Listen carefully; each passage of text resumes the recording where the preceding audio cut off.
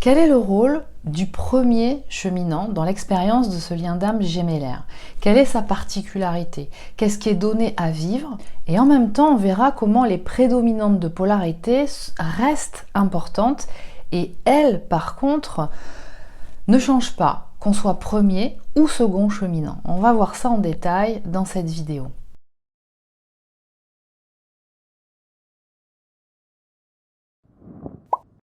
Alors avant de commencer, je voulais vous informer du prochain atelier que j'organise sur le thème de établir le canal, qui se passe comme d'habitude, dans un premier temps avec une explication, des indications que je vous donnerai concernant justement l'entrée dans l'état modifié de conscience, les moyens d'y accéder, ce que ça peut comment ça peut vous bénéficier, ce que ça peut vous apporter, les moyens de pouvoir le pratiquer seul, à quoi ça peut vous relier, comment vous pouvez en rentrer en communication avec certaines énergies, certaines entités, dont ceux qu'on appelle des guides, comment ils peuvent se manifester, et puis ensuite de la pratique pour pouvoir vous donner à expérimenter.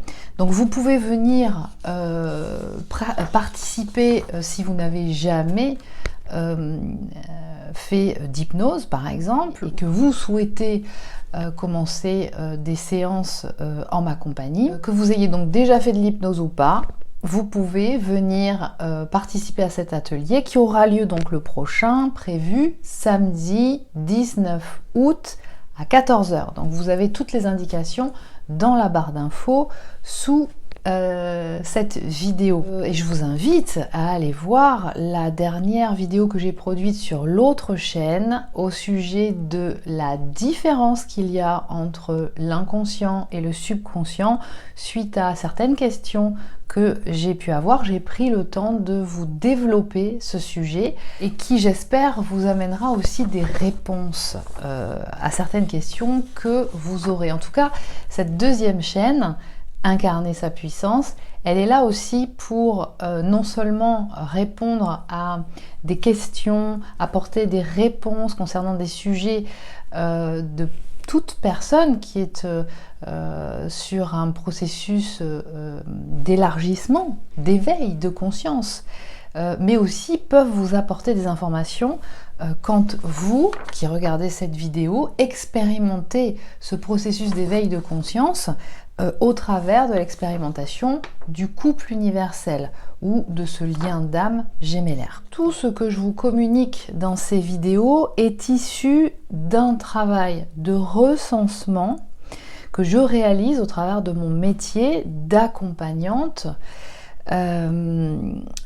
et de témoignages, issus de témoignages à la fois des personnes que j'accompagne, puis en même temps de ce qui se passe aussi dans les séances, donc qui apportent un certain nombre d'informations concernant l'expérience de ce lien d'âme, et donc ce sont comme des études de cas quelque part, hein, donc qui ne sont par contre en aucun cas des injonctions, ou en tout cas un mode d'emploi, de conseils et d'attitudes et de comportements à avoir à tout prix et à suivre à tout prix.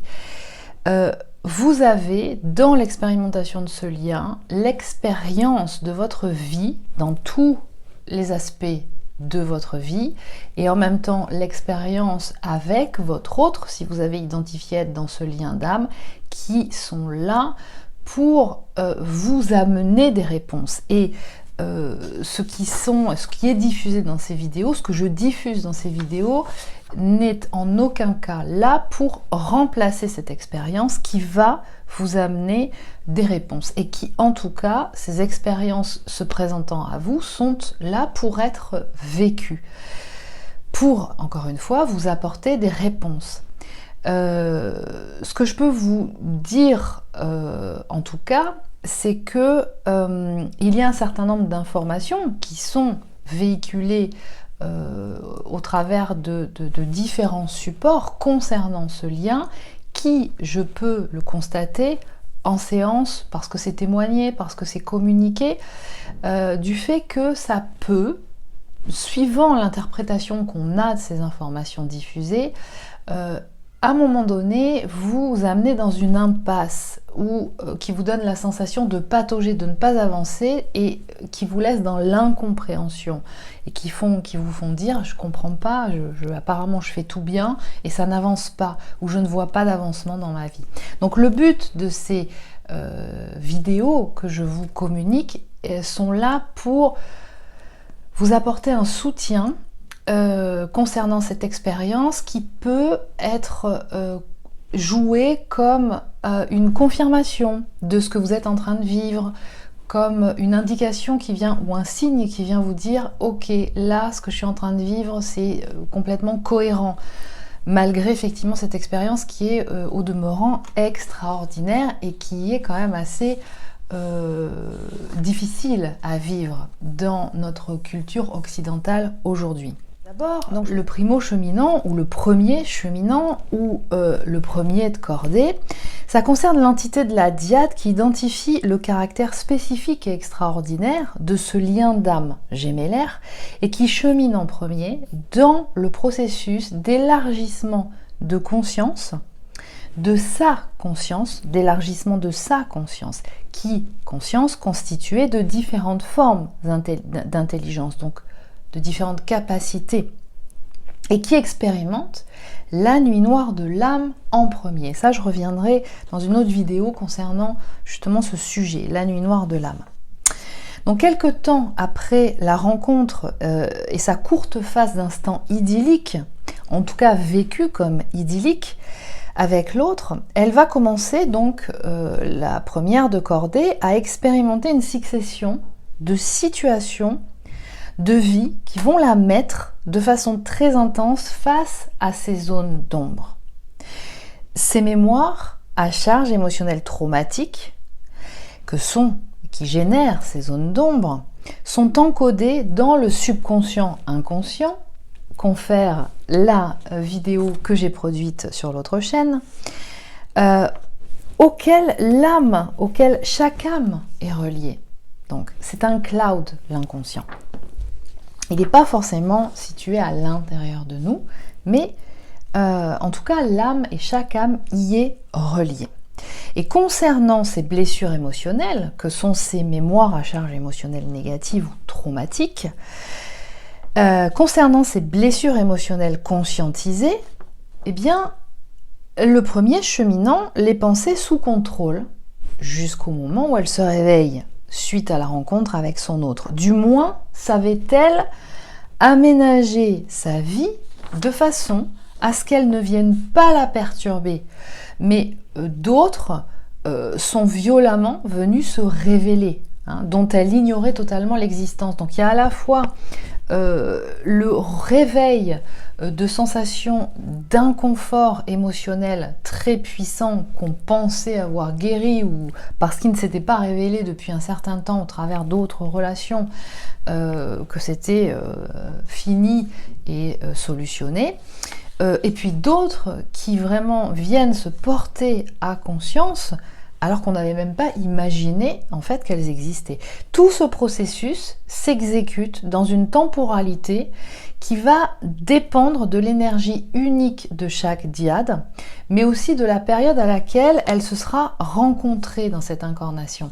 C'est-à-dire que les personnes qui se sont rencontrées il y a 5, 10 ans, 20 ans ou même 30 ans, en fait, les influences énergétiques que l'on a aujourd'hui n'étaient pas les mêmes auparavant, ce qui fait que ce processus d'élargissement de conscience qui est engagé au moment de la reconnexion avec l'autre dans ce lien n'aura pas pu se faire au même rythme qu'aujourd'hui, par exemple. On voit bien pour toutes les personnes qui expérimentent, quel que soit le moment de la première rencontre, depuis ces dernières années, tout s'est extrêmement intensifié. Et ça, c'est dû aux influences énergétiques qui sont favorables à ça. Parce que c'est le moment, c'est l'ère du Verseau.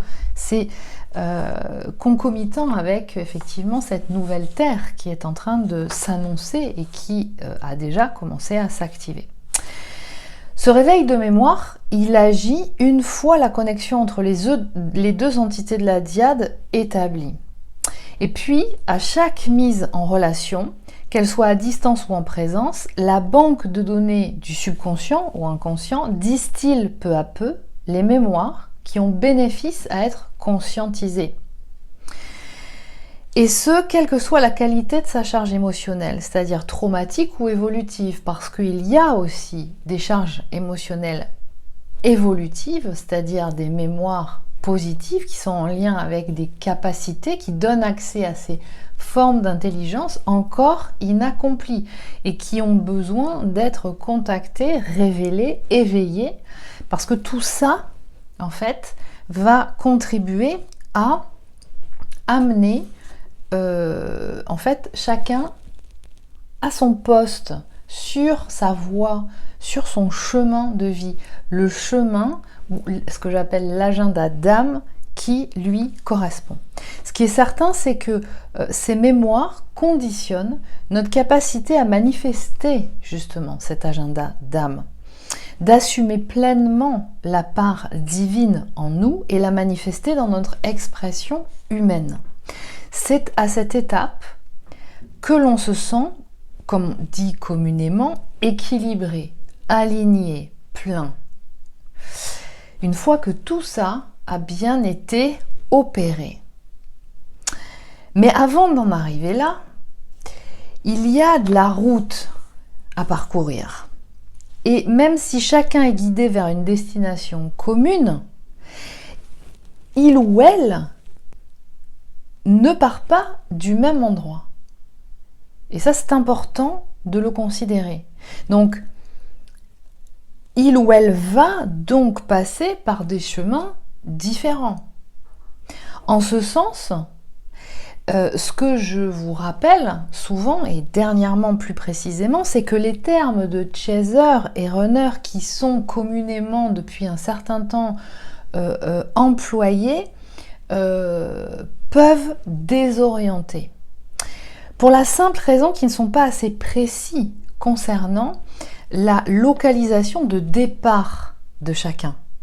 Si je vous dis, alors que vous habitez dans des endroits différents, que l'objectif à atteindre est un point GPS X, eh bien, vous pouvez comprendre que, de façon sensée, que vous ne passerez pas par les mêmes chemins pour atteindre cet objectif. Ou alors, ça veut dire que je considère, ou qu'il est considéré, que tout le monde part du même point.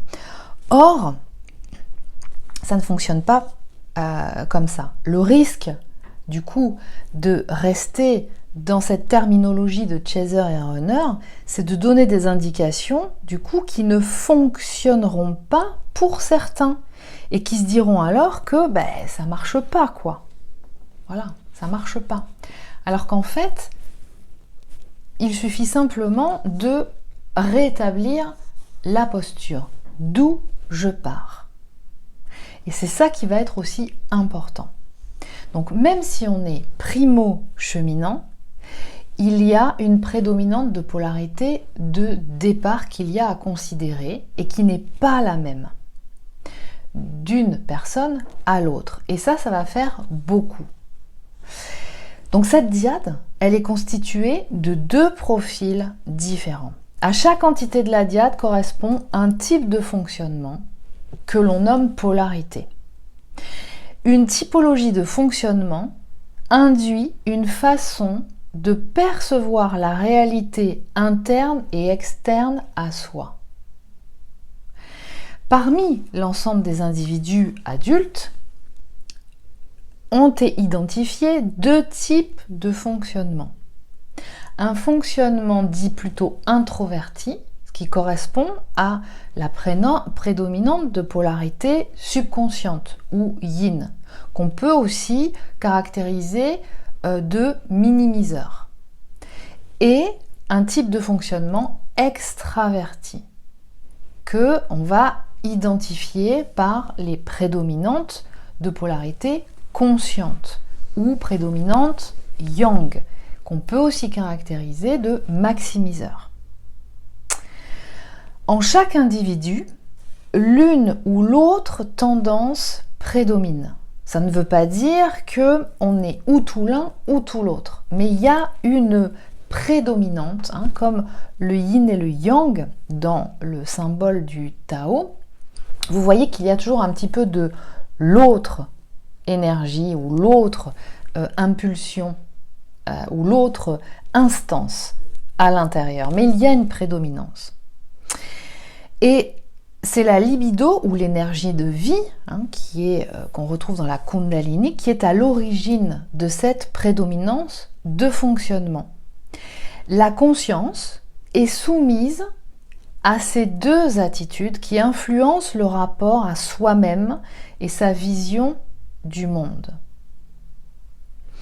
Ainsi, chacun d'eux ne voit pas la réalité de la même manière que l'autre. Donc, il ou elle appréhende son environnement de façon différente. Et ça, c'est important à considérer. Que vous soyez premier cheminant ou second cheminant, la prédominance de votre polarité de départ va caractériser le chemin par lequel vous allez passer et donc va identifier les challenges qui sont les vôtres. En d'autres termes, va identifier les potentiels non encore accomplis et donc à accomplir, ça c'est votre chemin, et qui va passer par effectivement l'identification, l'exploration et la reprogrammation d'informations qui agissent encore dans le subconscient ou l'inconscient auquel vous êtes relié et qui freinent l'accès ou l'évolution à ce chemin. Alors quelles sont les étapes d'évolution donc quel est ce chemin? Qu'est-ce que ça signifie être premier cheminant? Le premier cheminant, en fait, il initie la connaissance de soi par son profil dominant de départ. Il implique le développement de la connaissance de soi. Et je vais vous inviter à aller revoir si vous les avez déjà vus ou voir si vous ne les avez pas vus la série de vidéos que j'avais faites à ce sujet en identifiant en fait chacune des polarités, mais lorsqu'elle est première cheminante et lorsqu'elle est seconde cheminante, qu'est-ce que ça génère et comment ça agit en fait. Mais dans le cas du premier cheminant, quelle que soit votre prédominante de polarité, automatiquement, vous êtes invité à revenir vers vous en premier. Quel que soit de toute façon le premier ou le second, ce retour vers soi, il est demandé. Mais là, en tant que premier cheminant, c'est vous qui allez commencer à faire ce retour vers soi pour mieux vous connaître. Il implique donc de se connaître. L'expérience du lien d'âme gémellaire initie l'éveil de l'être à son âme, qui induit le processus d'individuation théorisé et développé par Jung. Et je vous invite en écoutant la dernière vidéo du subconscient inconscient, notamment concernant tout l'apport de Jung, à aller lire justement les ouvrages, ou l'ouvrage auquel je fais référence dans cette vidéo, justement, qui est très intéressant à ce sujet. Un retour à soi qui passe par la conscientisation de ces zones d'ombre et du potentiel inaccompli, ces formes d'intelligence encore non investies. Le processus d'individuation correspond à ce qui est appelé dans d'autres domaines la nuit noire de l'âme. Et en primo-cheminant, c'est vous qui allez y passer en premier.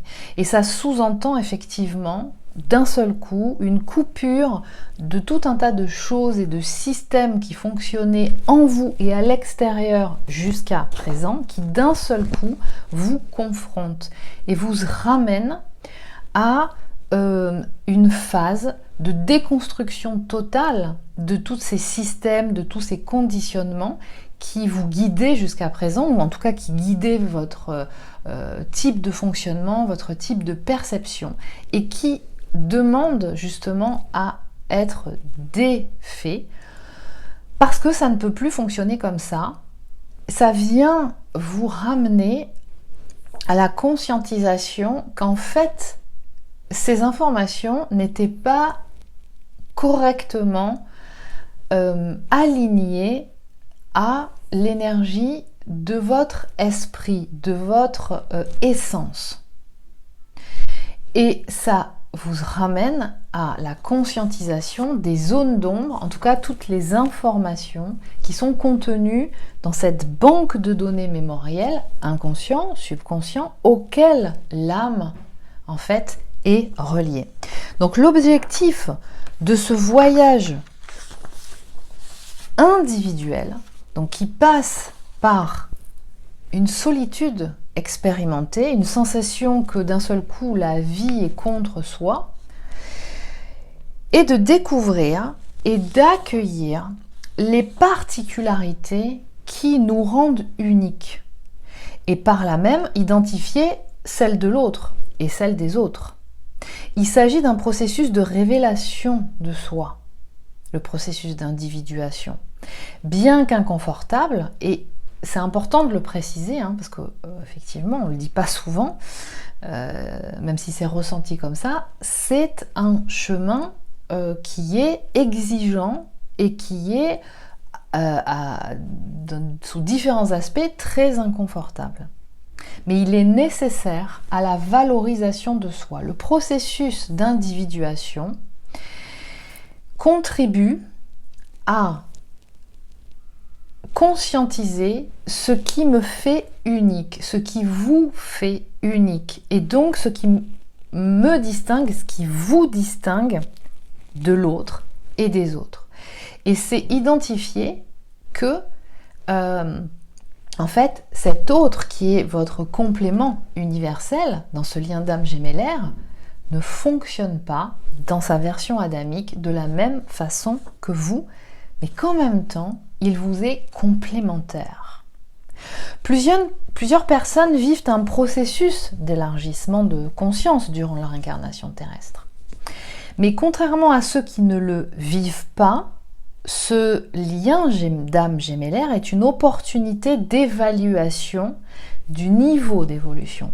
C'est-à-dire que vivre, expérimenter ce lien, c'est-à-dire entrer dans un processus d'élargissement de conscience dans et par l'expérience de ce lien d'âme gémellaire est une formidable opportunité de pouvoir avoir des indicateurs de votre évolution. Et en ce sens, il est souvent beaucoup plus rapide que chez les autres personnes. L'autre, il va jouer le rôle de miroir de l'inconscient subconscient auquel vous êtes relié. Et vous allez jouer ce rôle aussi pour lui ou elle. En tout cas, en tant que primo-cheminant, c'est vous qui allez commencer à... En fait, vous allez initier le bal et l'autre va venir jouer un rôle dans votre pièce de théâtre. Et souvent un rôle qui est de méchant, de mauvais. En tout cas, vous allez l'identifier ou le caractériser de cette façon. Mais il n'est que la projection de ce qui est agissant à l'intérieur de vous, ou en tout cas de ce qui est agissant dans cette banque de données, dans ce cloud qui est l'inconscient et le subconscient. Parce que dans le processus de conscientisation d'information, le subconscient ou inconscient agit toujours par projection extérieure. C'est-à-dire que le langage de l'inconscient au subconscient, pour transmettre les informations, agit à la fois par les rêves, en tout cas dans les états modifiés de conscience aussi, mais pas que. Il agit aussi au quotidien, dans la vie, au travers d'expériences qui nous sont données à vivre.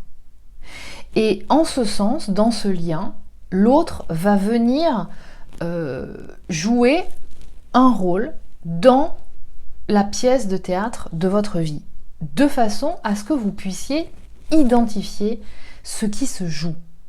Et à partir du moment où quelque chose est identifié, où quelque chose est nommé, il existe. Et à ce moment-là, il est possible d'en faire quelque chose. Donc, le processus de conscientisation d'information, en fait, l'inconscient et le subconscient agissent toujours par projection extérieure. Donc avant même d'identifier l'énergie à l'œuvre en soi, nous faisons endosser à l'autre la responsabilité de nos mots. Donc, en primo-cheminant, c'est ce que vous allez avoir l'honneur d'expérimenter en premier.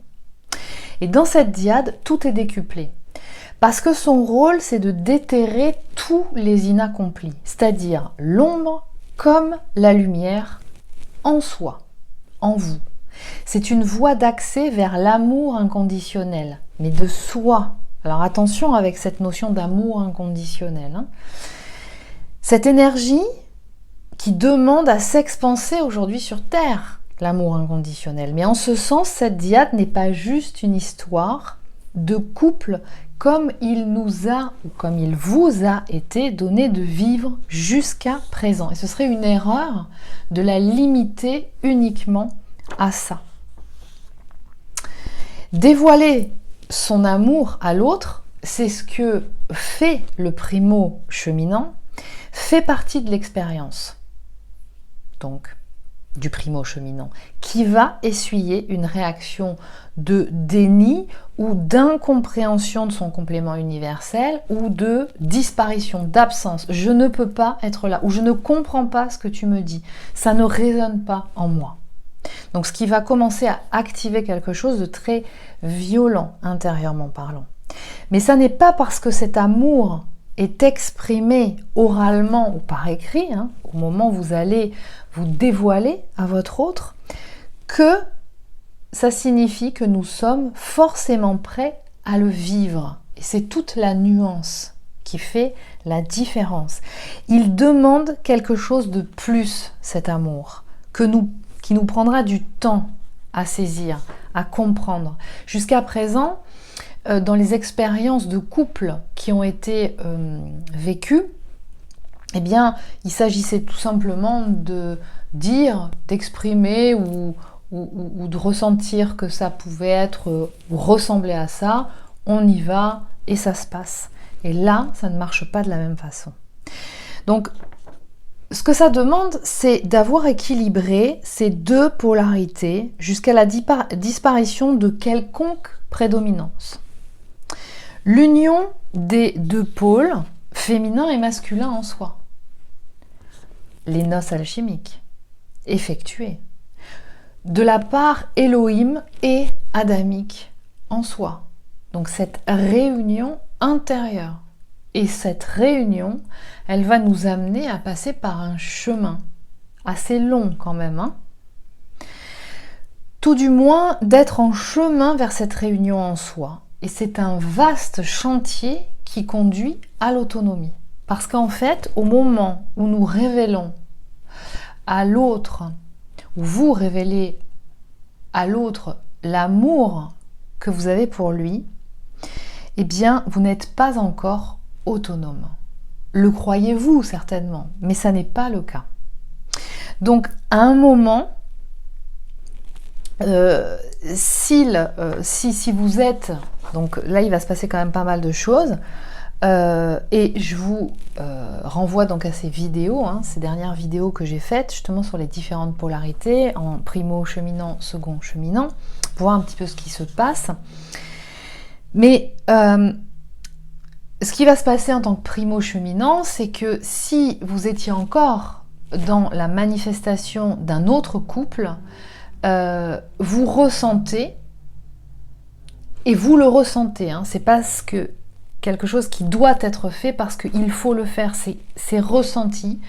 À un moment donné, ça ne fonctionne plus dans ce couple. La rencontre avec votre autre vient mettre en exergue le fait que en fait, c'est plus concordant dans le couple dans lequel vous êtes, si vous êtes encore dans un couple. Et souvent, très rapidement, s'ensuit une séparation. On acte le divorce ou la séparation. Et ça peut prendre un certain temps, d'accord? Donc c'est officialisé, c'est pas simplement une séparation de corps, comme on dit au niveau légal, c'est-à-dire chacun fait chambre à part, on habite sous le même toit, ou chacun habite sous un toit différent, mais s'il y avait un contrat de mariage ou d'union, ça va jusqu'à la finalisation de la séparation légale de cette alliance, de cette association. Donc ça peut prendre quand même un certain temps et ça demande à ce que la vie soit réaménagée en fonction de ça. Donc en tant que primo-cheminant, vous allez à un moment donné passer par là et vous allez être amené à l'acter jusqu'à la fin. Et encore une fois, ça peut être inconfortable, mais c'est important parce que ça va aussi participer à votre autonomie. Il peut y avoir d'autres expériences de couple suite à cette séparation, ce divorce, qui vont se présenter à vous en dehors de celle avec votre autre, mais qui vont jouer le rôle qui vont bénéficier à ce chemin d'expansion de conscience sur lequel vous êtes. Et si ça se présente, c'est parce que votre autre ou vous-même n'êtes pas encore prêt de toute façon, et c'est juste en fait, hein, d'accord? Et de toute façon, si ça n'est pas juste, vous aurez la réponse. Et ces expériences-là avec d'autres personnes pourront être jusqu'à un certain moment, jusqu'au moment où ça ne sera plus jouable. Et là encore, vous aurez l'information. Ce sera plus possible. En tout cas, une des caractéristiques dans ce lien, c'est que en tant que primo-cheminant, lorsque vous actez une séparation, un divorce d'avec une autre personne que votre autre, dans un couple que vous manifestiez en dehors de celui avec votre autre, ce n'est pas pour aller vivre directement avec votre autre. Souvent, ça ne se passe pas tout à fait comme ça. Alors ça peut arriver, mais ce que je veux dire, c'est que souvent ce que vous allez expérimenter, c'est qu'il y a encore des choses que vous aurez à maturer en vous. Le processus ne sera pas encore fini. C'est pas parce que vous divorcez, même si c'est important, ou vous vous séparez d'un couple qui ne vous correspond plus avec une autre personne, que pour autant, ça va se jouer et ça va concrétiser quelque chose avec votre autre. Voilà, ça c'est aussi important de le signaler.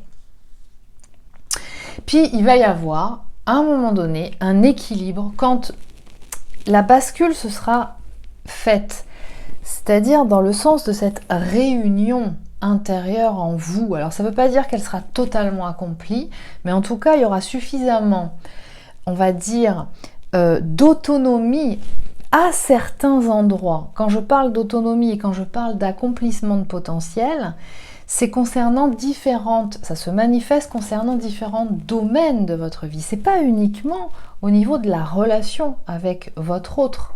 La relation avec votre autre, elle n'est que le reflet de ce qui se joue à l'intérieur de vous, de vos accomplis et de vos inaccomplis encore.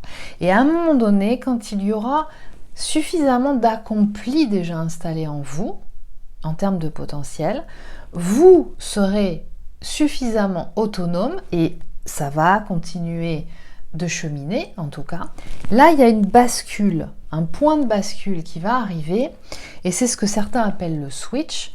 Et à ce moment-là, ce moment d'équilibre en soi va souvent amener à ne plus ressentir d'importance à ce que l'autre soit présent dans votre vie ou pas. Et de fait, vous aurez pu marquer un stop, comme on dit, à l'autre parce que son comportement, donc le rôle qu'il joue quelque part en tant que second cheminant, eh bien pour vous c'est clair et net que de ça ne résonne plus en vous. Ça ne vous correspond plus. Cette vibration-là n'est plus concordante. Vous n'acceptez plus n'importe quoi. vous vous respectez vous-même et vous exprimez à l'autre le fait que ces agissements qui partent d'un déséquilibre intérieur, en fait, de sa part, encore agissant, eh bien, vous n'avez plus à les vivre. Voilà. Que maintenant, c'est comme si vous passiez le relais à l'autre pour lui dire, maintenant, c'est à toi d'enclencher justement ce par quoi vous êtes passé, vous en tant que primo-cheminant.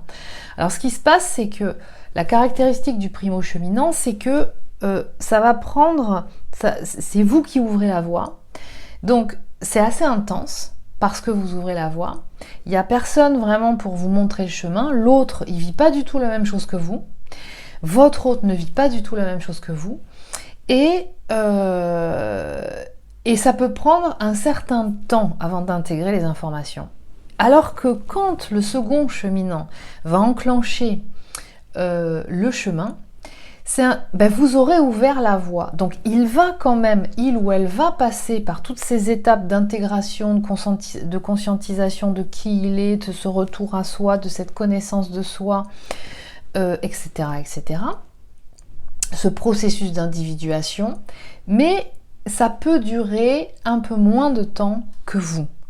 En tout cas, à ce moment-là, vous serez dans un moment d'équilibre intérieur. Il y aura ce sentiment de plein, en fait, en vous, qui vous permet à ce moment-là de cheminer et d'expérimenter différents domaines de votre vie et de mettre en place des projets qui vous sont propres et qui sont vraiment en résonance avec votre âme.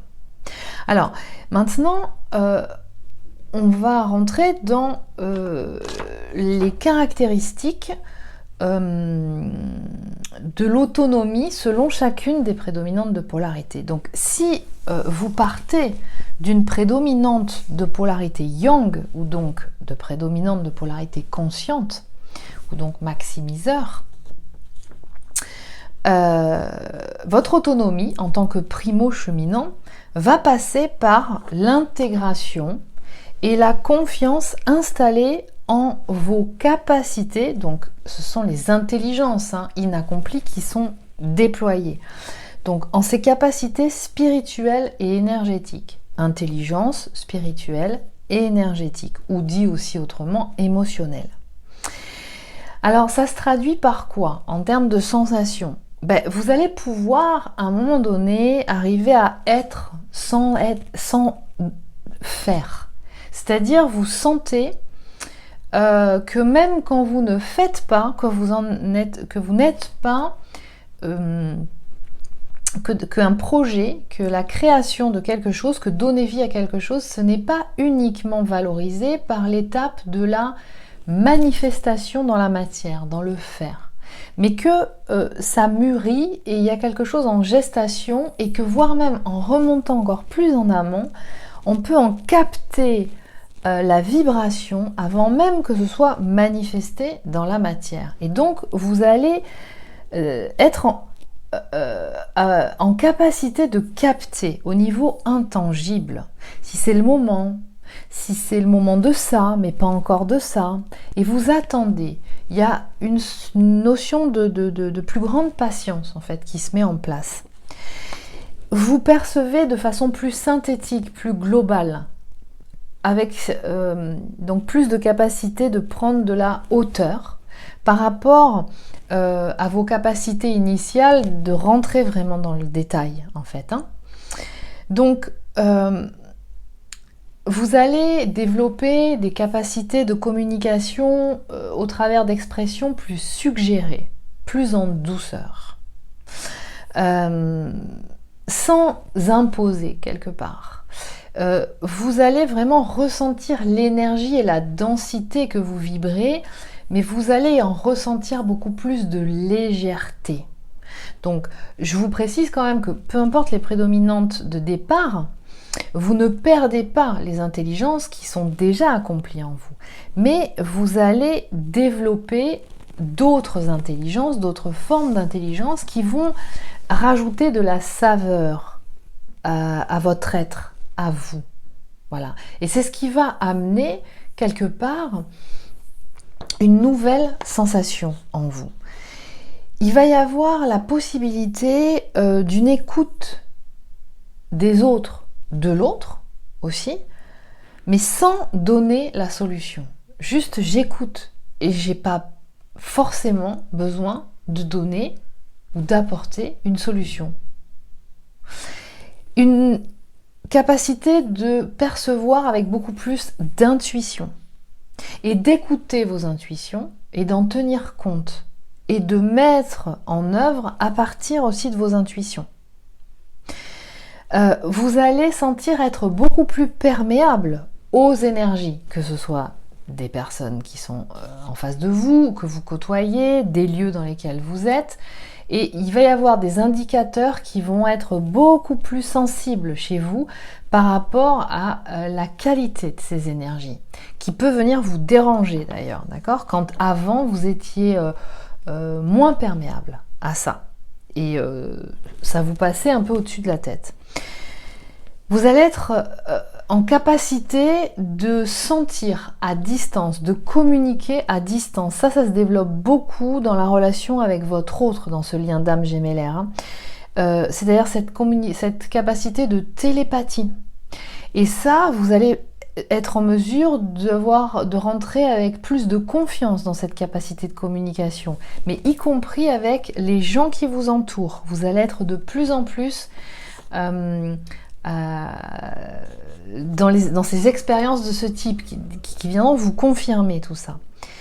Et vous allez être en capacité donc de capter les informations dans le champ quantique, ainsi que la résonance des mémoires aussi.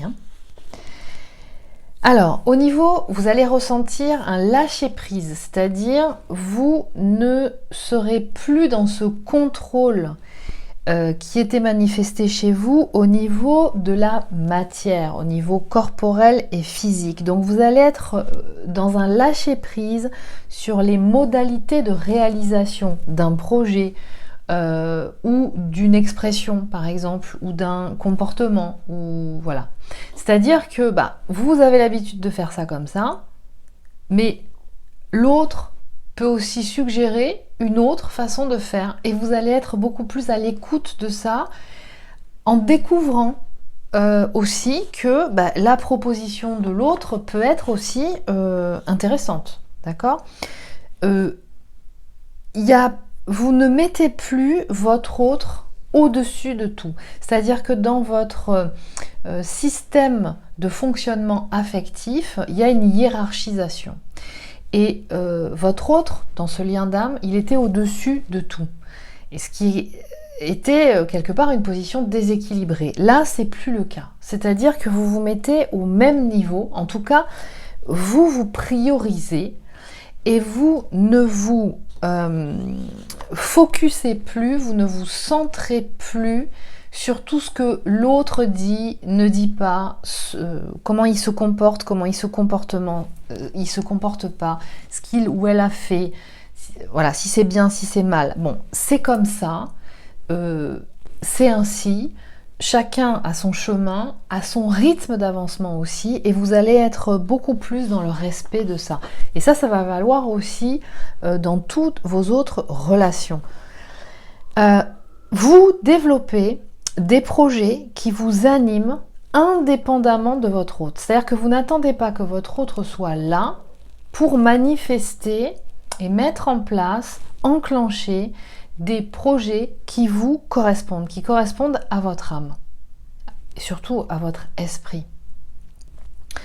Et vous ne croyez plus que l'absence, si c'est le cas, ou la non-volonté de votre autre à faire partie de ce projet, vous empêche de mettre en place et de manifester certains projets.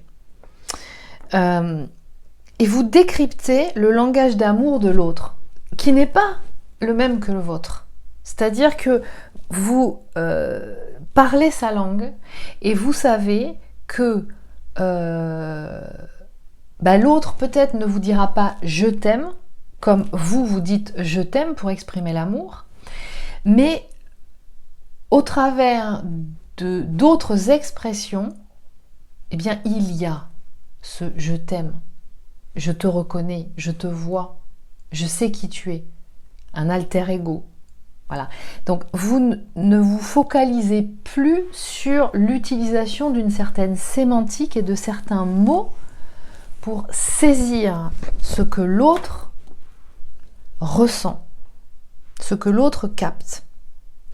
Et puis, vous vous positionnez face au comportement irrespectueux à votre égard que votre autre peut avoir vis-à-vis de vous.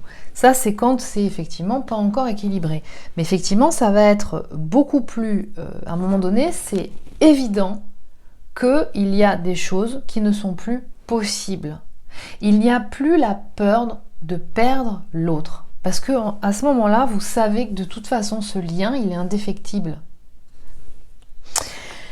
Et vous avez, et ça c'est valable à chaque prédominante de polarité, identifié clairement les modalités de votre système de protection. Et chez la prédominante Yang, donc à ce moment-là, elle est plus prédominante, hein, d'accord ? Vous avez compris que l'équilibre fait qu'il n'y a plus de prédominante. Eh bien, chez une prédominante Yang, donc consciente, eh bien, le système de protection, il va se manifester notamment par une volonté, une anxiété à aller, en fait, une volonté d'aller au contact. Ça rassure, d'être en présence de l'autre, d'être dans l'échange, dans la communication orale, écrite, etc. D'accord ? Et là, en fait, vous ne ressentirez plus d'anxiété en l'absence du contact physique et de manifestation précise de votre autre et de l'amour. Vous saurez capter de façon différente et en même temps exprimer les choses clairement et laisser l'autre là où il en est en cheminant à son niveau. Alors concernant l'autonomie caractérisée chez la prédominante yin, donc la prédominante subconsciente. Donc ça va se traduire par une intégration et une confiance installée en ses capacités, donc ses formes d'intelligence intellectuelle et physique. Il va, à ce moment-là, elle va avoir intégré les lois de la matière. Et donc, ça sous-entend l'ancrage, c'est-à-dire la connexion de l'esprit à son véhicule terrestre qui lui est proposé dans cette incarnation. Et ça sous-entend une connexion sensorielle qui se développe petit à petit. Et donc, l'ancrage va pouvoir être manifesté au fur et à mesure que les reprogrammations des mémoires traumatiques auront été faites. Tant que ça c'est pas fait, il n'y a pas de possibilité d'ancrage. Parce qu'à chaque fois que l'esprit se reconnecte à son véhicule terrestre, les mémoires cellulaires qu'il y a dans le corps étant à l'image des mémoires du subconscient inconscient, eh bien là, l'esprit va à ce moment-là ressentir la décharge et l'appel de l'énergie de ces mémoires. Et c'est tout, en fait, son système de protection qui est l'ego, d'accord, c'est comme ça qu'il se protège. C'est en se dissociant, c'est-à-dire en étant le moins possible connecté au véhicule terrestre et à la matière. Donc, les connexions sensorielles se développent. Il y a une capacité à considérer le bien-être et le confort de son corps qui se développe. À ce moment-là, la prédominante subconsciente, elle est de plus en plus attentive à son confort de vie, au lieu de vie, à valoriser. Il y a une notion aussi qui est en lien avec l'argent chez la prédominante subconsciente, parce que la relation à l'argent, elle est vraiment en lien avec la matière, c'est-à-dire j'ai pas besoin de ça, je prends toujours le minimum syndical, je veux pas dépenser trop d'argent, c'est beaucoup d'argent dépensé, j'ai pas envie de ça, etc. Il y a vraiment une relation à l'argent qui est vraiment en miroir avec la relation qu'elle a à la matière et au corps. Donc tout ça va se développer, elle va ressentir tout un tas de symptômes dans le corps du coup qu'elle n'avait pas écouté jusqu'avant, parce qu'à ce moment-là, il y a vraiment une intégration de l'esprit au corps, et donc il y a un retour au travers de toute la guidance sensorielle du corps, parce que l'intelligence du corps, c'est extraordinaire. C'est vraiment... en fait, le corps est un véhicule, un instrument d'une haute technologie. Et quand la prédominante yin commence à découvrir ça, parce que ça s'installe en elle, elle est en joie. Elle est en découverte du monde. Elle commence à vraiment s'enjouer, en fait, elle est joyeuse de découvrir tout ce qu'il y a autour d'elle à disposition et auquel, du coup, de par son système de protection, elle n'avait pas accès et qui lui renvoyait une image du monde qui n'était absolument pas du tout la réalité. Donc ça va être du coup beaucoup plus de facilité à réaliser toutes les étapes, c'est les lois de la matière, c'est-à-dire les étapes administratives, de tout ce qui correspond à donner vie à un projet. Et un couple, c'est aussi un projet, hein. Une relation d'amitié, c'est aussi un projet. Donc c'est manifester dans la matière, exprimer concrètement, et pas faire les choses en contournant, en suggérant, en ne disant pas. Elle va arriver à être de mieux en mieux traversée par les émotions sans en avoir peur. C'est-à-dire, je ne vais pas mourir d'être traversée par une émotion. Elle va donc avoir une plus grande facilité à rentrer dans les expériences de la vie qui amènent systématiquement des émotions, les émotions étant des signaux indicateurs. Et elle va identifier clairement l'origine des émotions qui la traversent.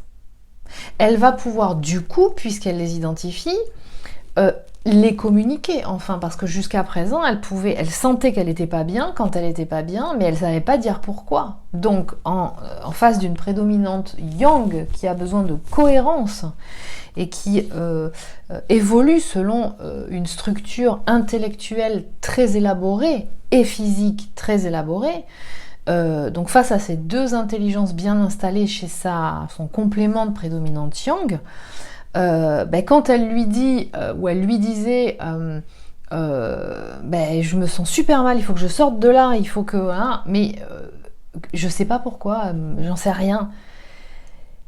Et que sa prédominante yin ne sait pas expliquer, effectivement en face on a une prédominante yang qui se dit et qui ressent, mais c'est complètement incohérent tout ça, c'est waouh, c'est d'une instabilité à un niveau que j'ai jamais expérimenté, je peux pas vivre ça, d'accord? C'est ce que ressent, ce que peut se dire la prédominante yang à ce moment-là.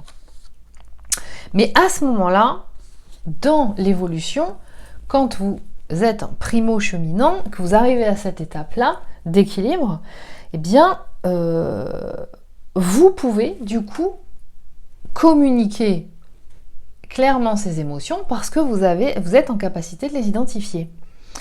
Et vous êtes en capacité d'élaborer un processus mental abouti par rapport à ce que vous êtes en train de vivre ou ce qui s'est passé, c'est-à-dire plus de suppositions.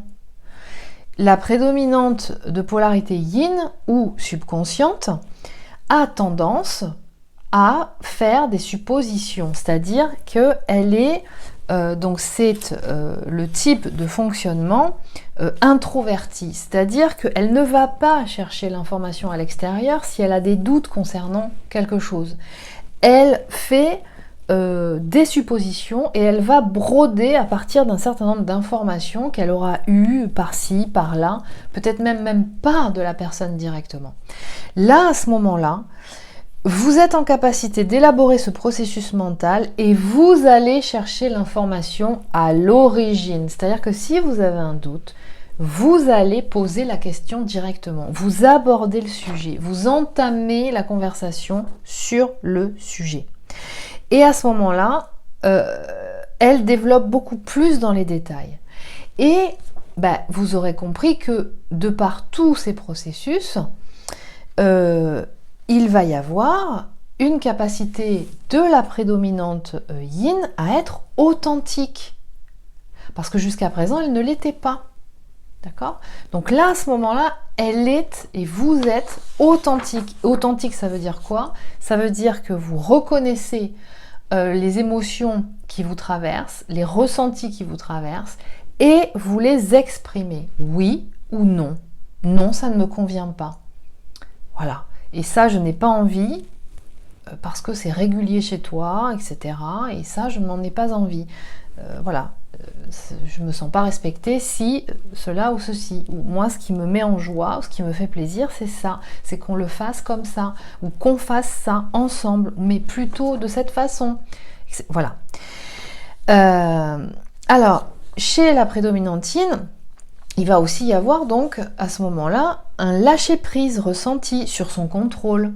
Parce que la prédominantine, tant qu'elle n'est pas équilibrée, elle est très contrôlante. On parle beaucoup du contrôle de la prédominante yang, parce qu'en fait c'est manifesté extérieurement chez la prédominante yang, tout est manifesté extérieurement, mais chez la prédominante yin, il y a un contrôle très fort et qui ne se voit pas. Et où est-ce qu'il opère ce contrôle ? C'est au niveau émotionnel, c'est-à-dire que une prédominante yin va décider quand elle voit quelqu'un, si elle voit quelqu'un, à quel moment. C'est elle qui va initier quand est-ce qu'on se voit, quand est-ce qu'on se voit pas. Reçoit l'information d'une invitation mais n'y répond pas. Il répond quand elle veut. Là maintenant, ça va plus être comme ça. C'est-à-dire que il va y avoir une plus grande facilité à communiquer. Je reçois une information ou une invitation, j'y réponds. Oui, non. Et puis pourquoi pas après tout ? Pourquoi m'interdire certaines choses ? Et puis peut-être je peux accéder à cette invitation sans me sentir submergée. D'accord ? Ou non, je n'y vais pas parce que avec cette personne, il y a un système de communication énergétique qui fait que je mets 3 jours à m'en remettre après. Donc là, il va y avoir quelque chose de différent qui va se mettre en place, et notamment par rapport à son autre, la prédominante subconsciente, à ce moment-là,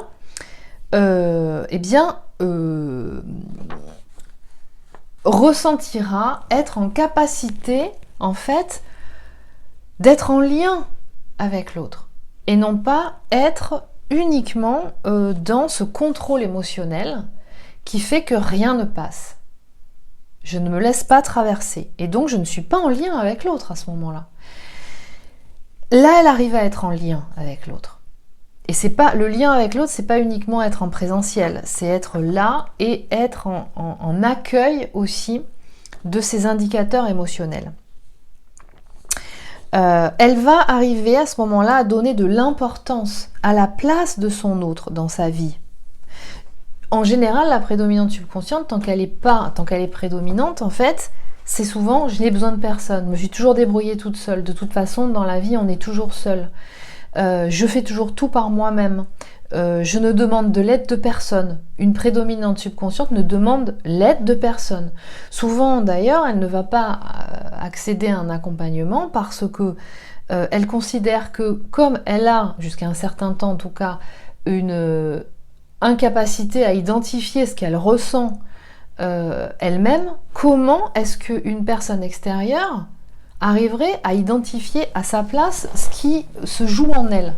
Alors, je tiens à préciser que c'est justement le métier d'un thérapeute de pouvoir justement connaître et détecter tout ça, d'accord ? Mais à ce moment-là, c'est ok. L'interaction avec l'autre peut être enrichissant aussi, d'accord ? Je l'intègre dans ma vie. C'est-à-dire que je ne le mets pas à part quand je suis avec des amis. Alors souvent, ce qui peut se passer aussi, c'est que quand vous en êtes en primo-cheminant à ce niveau-là, vous avez pu sentir avoir fait le tri dans vos relations amicales. Que en fait, des personnes que vous ressentiez ne plus être des amis ne sont en réalité pas vraiment des amis, ou étaient polluantes, d'accord? Parce qu'il y a quand même une notion de dépendance affective chez la prédominante subconsciente, dans le sens où elle est très dépendante de l'opinion que les autres ont d'elle. C'est-à-dire, pour pouvoir être acceptée, il faut que je sois validée par les autres. Même si elle peut avoir un discours qui est j'en ai rien à faire de ce que pensent les autres de moi, je fais ce que je veux, etc. Mais en fait, dans la réalité, au niveau social, il y a vraiment cette dépendance de l'avis, l'opinion de l'autre. D'accéder en fait à différentes opinions avant de prendre sa propre décision. Donc, souvent, ce qui se passait auparavant, c'est que elle restait dans son cercle d'amis, mais quand l'autre arrivait, alors soit elle ne le mélangeait pas avec ce cercle d'amis, avec les liens qu'elle avait avec d'autres personnes, soit quand c'était le cas, en fait, elle n'intègre pas du tout la prédominante yang. Et elle le fait, en fait, la situation fait que la prédominante yang se sent pas du tout accueillie dans le sens de tiens, allez, on va t'expliquer ce qu'on fait, nos habitudes, ou tiens, mais qu'est-ce que tu proposes toi, ou il y a vraiment une notion de cercle fermé, et ça peut être plein de petits cercles différents, mais très hermétiques en fait, où la prédominante yang n'était pas intégrée. Et donc là, il y a vraiment une notion de, chez la prédominante yin équilibrée,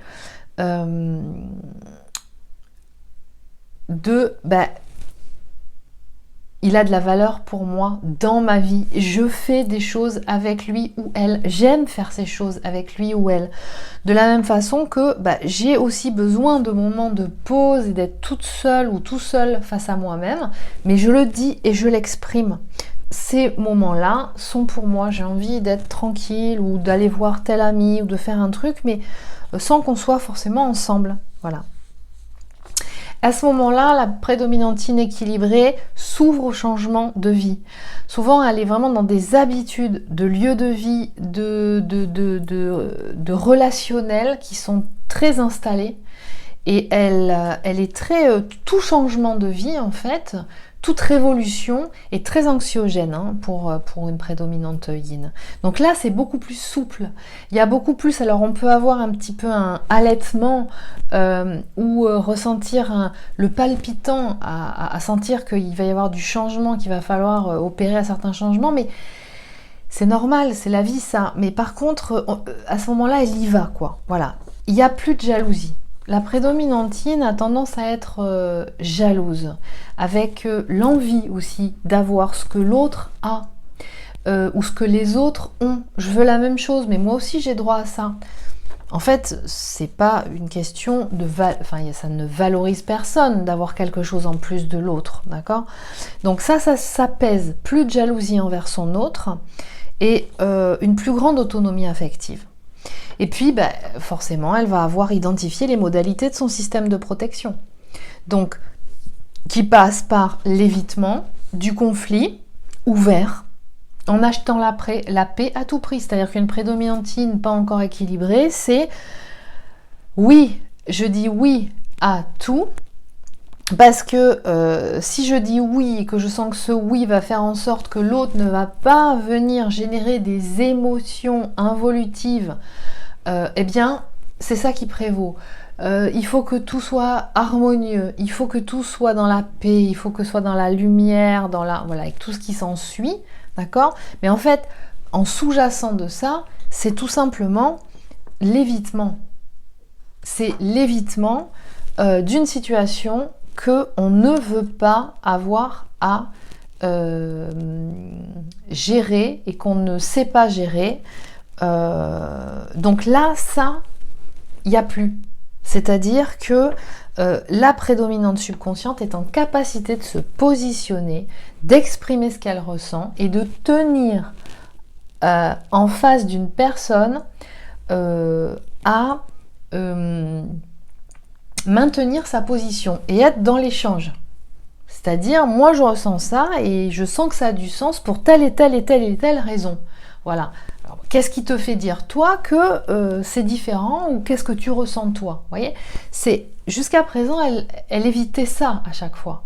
Là elle est en capacité de l'éviter et elle va donc dans les modalités de son système de protection avant l'équilibrage, il y avait vraiment de l'anxiété et au contact physique. Dans les relations intimes, donc là on sent, en tout cas avec son autre, que c'est beaucoup plus apaisé. Elle rentre, à ce moment-là, elle est déjà quand même mieux en rapport avec son corps. D'accord?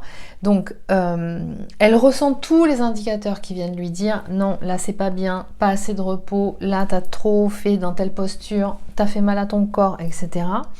Elle ressent de mieux en mieux son corps et toute la sensorialité que ça lui apporte. Et à ce moment-là, elle est en capacité de ressentir du plaisir au travers de la sensorialité et elle n'a plus peur d'être traversée par quelque chose, que ce soit une énergie, l'énergie de son autre ou l'énergie d'autre chose. Elle sent qu'elle est toujours là, ça ne va pas la faire disparaître. Et il n'y a plus de réaction de se sentir emprisonnée par l'énergie de l'autre. Voilà. Il y aurait peut-être quelques autres indicateurs à préciser, mais il me semblait que c'était déjà une bonne synthèse de ce qu'il peut être expérimenté quand on est primo-cheminant. Je vous dis à très bientôt et prenez soin de vous.